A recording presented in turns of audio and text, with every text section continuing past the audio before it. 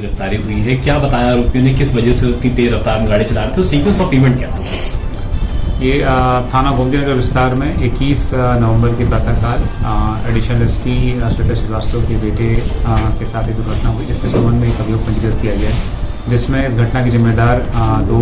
व्यक्तियों को गिरफ्तार किया गया है और इसमें प्रयुक्त की गई गाड़ी को बरामद कर लिया गया है। घटनाक्रम के संबंध में आरोपियों ने बताया कि उनके उसमें से एक आरोपी देवश्री वर्मा के चाचा ने एक नई XUV 700 अभी 2 महीने पहले खरीदी थी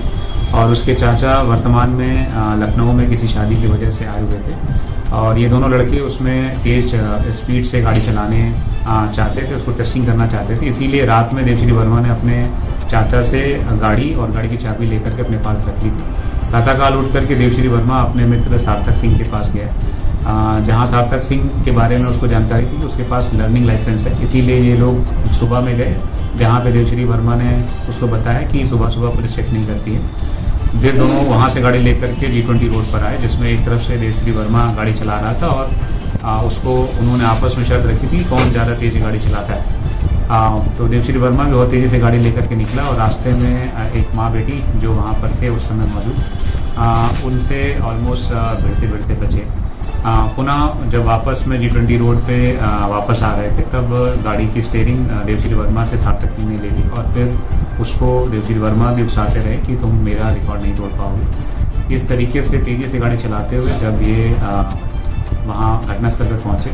तो मृतक के सामने उन्होंने उसके, चूँकि अनियंत्रित तरीके से गाड़ी चला रहे थे,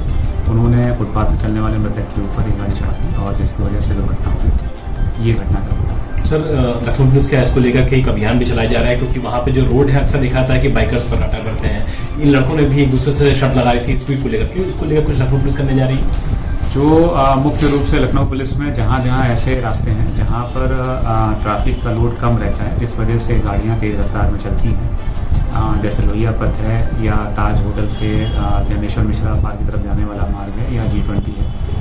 रोड है, इन सब मार्गों पर हम लोग जिगजैग बैरियर लगाते हैं जो परमानेंट बैरियर रहेंगे, ताकि यहाँ पे गाड़ियों की स्पीड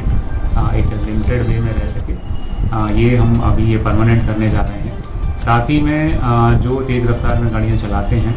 उनकी गिरफ्तारी या उनकी गाड़ियों की सीज करने के लिए जिस समय विशेषकर से कार्यक्रम सुबह के समय होता है तो उस समय विशेष टीमें गठित करके ऐसी गाड़ियों के खिलाफ कार्रवाई करेंगे और साथ ही जो लोग साइलेंसर लगा करके गाड़ियाँ चलाते हैं उनके लिए भी हम लोग विशेष अभियान चलाएंगे और उन सभी गाड़ियों को जिनमें साइलेंसर से हालत ज़्यादा आवाज़ आती है तो उन गाड़ियों को भी सीज करेंगे। आखिरी सवाल सर, क्या जो आरोपी है सार्थक सिंह, इसके पिता ने पहचान छुपाने की कोशिश की, गाड़ी छुपाने की कोशिश की और ये भी बोल दिया क्या कि सार्थक नाम का उनका तो कोई बेटा ही नहीं है? जो सार्थक सिंह इसमें मुख्य आरोपी है, जो गाड़ी उस समय चला रहा था जब दुर्घटना हुई, इन लोगों ने घर में जाकर के अपने परिवारीजनों से, विशेषकर अपने पिता से बातें बताई तो उनके पिता ने इस गाड़ी को धुलवा करके इसको छुपाने का प्रयास किया। उसके बाद अभियुक्तों को भगाने में मदद करी। इसी कारण से उनके पिता सार्थक सिंह के पिता रविंद्र सिंह के खिलाफ भी 201 के अंतर्गत हमने कार्रवाई की है और यदि इस प्रकार के साथ चाहते हैं जो कि इस घटना में किसी अन्य की भी दुष्प्रेरणा थी या फिर किसी अन्य की लापरवाही की वजह से घटना हुई है